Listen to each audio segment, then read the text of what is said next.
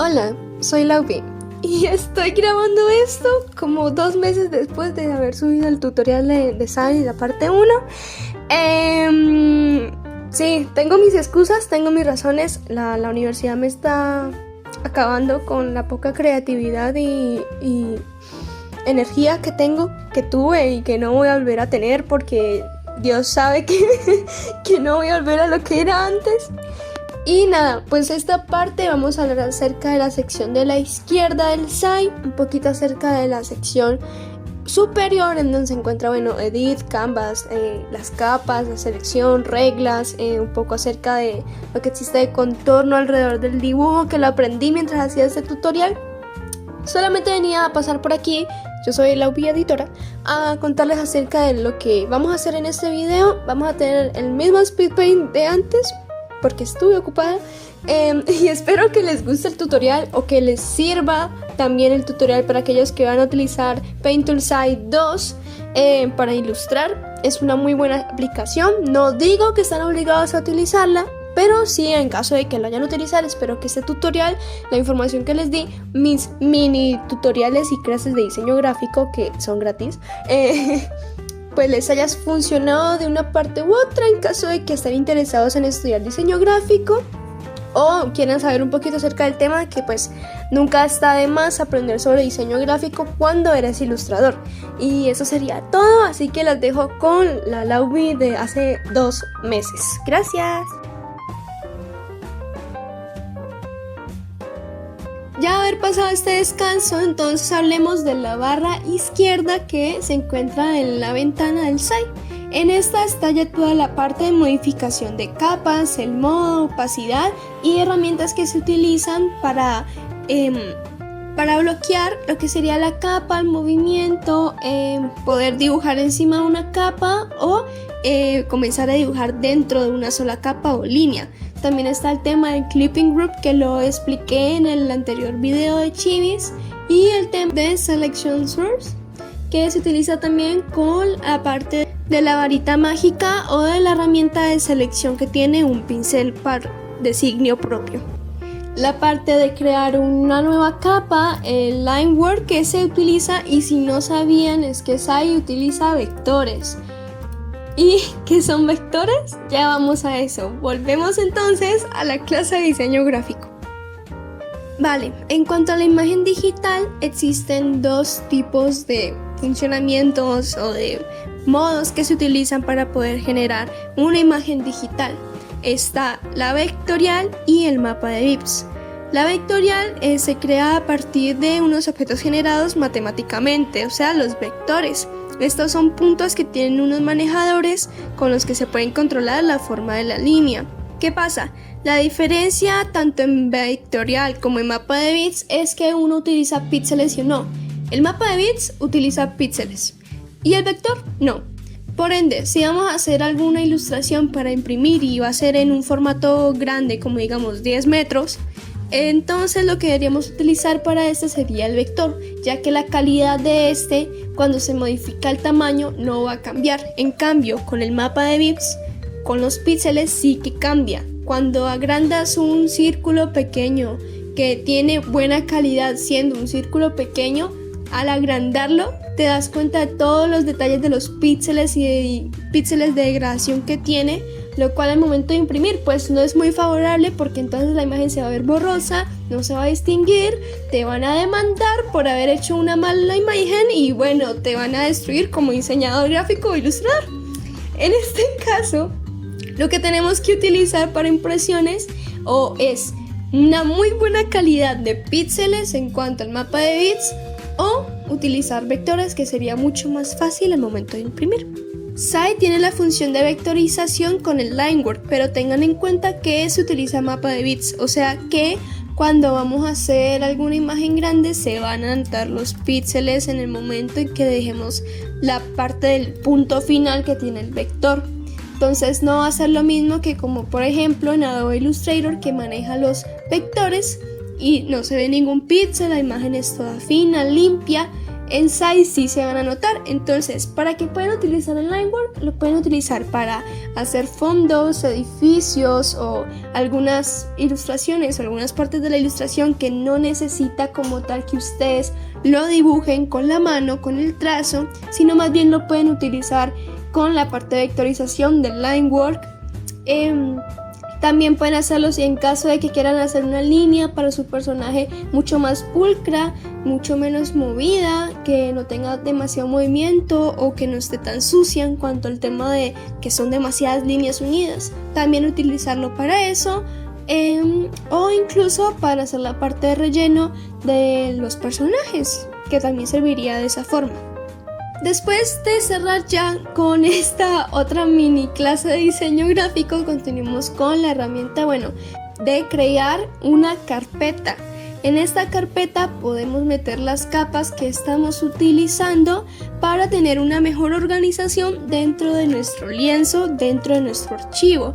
Yo utilizo bastante esto para dividir tanto la parte del coloreo como del line art. En una capa tengo las líneas, tengo el line art que sería, la parte base.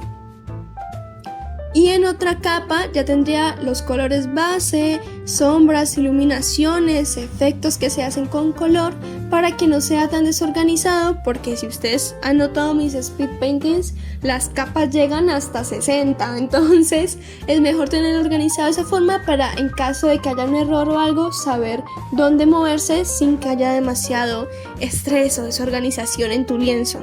Luego están las 4 herramientas o botones que tenemos debajo de las 3 principales, que sería, la primera se utiliza para transferir lo que se dibujó en esa capa a la capa de abajo.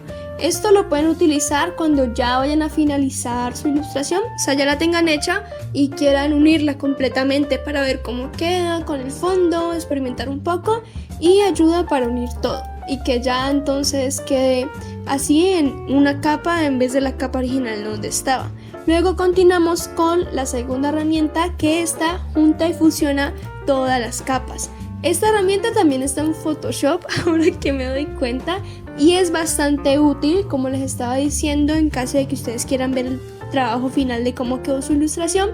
Pueden unir todas las capas y en caso de que haya algo que quieran quitar o modificar, fácilmente le dan a Control Z o a las flechas de deshacer o rehacer que están en la parte superior izquierda de la pantalla en cuanto a la parte de side que está debajo de toda la barra de búsqueda o la barra ya digamos de archivos, de edición, de la forma que tienen entonces las capas y demás.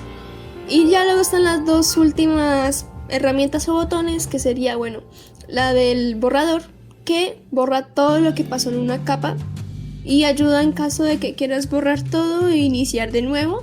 Y luego está la de la papelera, que sería entonces, por si no sabían, eliminar una capa y fácilmente pues la quitan sin demasiado trabajo como tal. Al lado de todos esos botones se encuentran también el botón de perspectivas, que están desde un punto de fuga, 2 puntos, 3 puntos, con diferentes perspectivas, con la regla simétrica, que esto fue algo que añadieron nuevo en el Side 2, que en caso de que la quieran utilizar es bastante útil al momento de hacer diseños. Que se utiliza más que nada para hacer, tú dibujas algo en el lado derecho y en el lado izquierdo también se dibuja.